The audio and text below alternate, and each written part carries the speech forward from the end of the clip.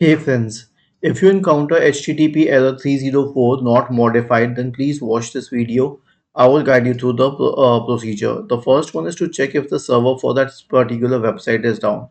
Let's say the website is some Microsoft website, so just check for Microsoft server status on your browser and then go to portal.microsoft.com or down detector for that matter any website and check the server status because the 304 error is quite related to the server status. The next solution is to check the internet connection. Go to fast.com and hit enter and check the internet connection speed on fast.com. The next solution is to clear the browser cache. And how will you clear the browser cache? Now, as for Chromium-based browsers, click on these three dots at the top right corner, select History, click on the bin symbol, select the time range at all time and click on Clear Now. And the last one is to reset the browser.